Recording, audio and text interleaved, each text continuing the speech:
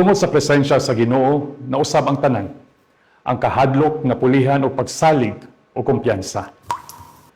Maayong adlaw, igsoon, si Padre Jonel usab kini, nagdapit kaninyo nga muhunong usa kita og mamalandong sa pulong sa Dios.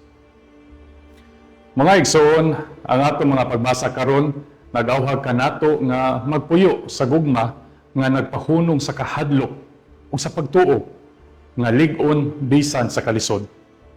So na pagbasa gisultihan kita ni San Juan nga kun ang Dios nihigugma kanato sa hilabihan, kita usab kinahanglan nga mohigugma sa usag-usa.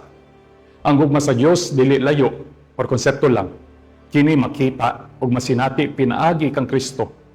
Kung magpabiling kita sa gugma, magpuyo usab ang Dios sa atong kasing-kasing ug hinahinay mawala ang kahadlok. Ang hingpit nga gugma ingon ni Juan, magpalagpot sa kahadlok. Kaya ang kahadlok mupuyo lamang diin hinay ang pagsalig sa Dios. Kini nga mensahe makita usab sa ebanghelyo. Ang mga disipulo naglisod sa kusog nga hangin ug dakong balod, naginusara sa kanghitngit ug niabot si Jesus nga naglakaw sa ibabaw sa dagat. Sa sinugdan, nahadlok sila. Apan si Jesus mipadayag sa ilang gikinahanglan nga pulong. Salig kamo, ako kini, ayaw kamo kahadlok.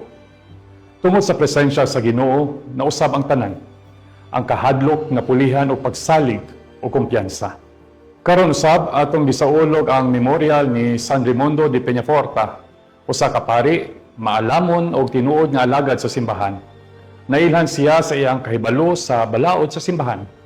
Apan gigamit niya kini dili alang sa gahom, kundi alang sa pag-alagad, hustisya ug kaluoy.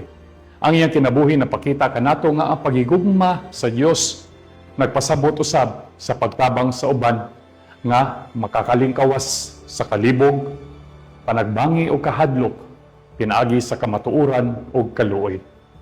Samtang nagpadayon kita sa atong pagpanaw sulod ni ini panahon sa Pasko, ang pulong sa Dios nagsiguro kanato. Kung magpuyo kita sa gugma o salig sa presensya ni Kristo, dili kita kinahanglan mahadlok. Sama sa mga disipulo o ni San Raimundo, tuguti ang Ginoo nga mosulod sa atong mga suliran ug maggiya kanato paingon sa kaluwasan ug kalinaw. Amen.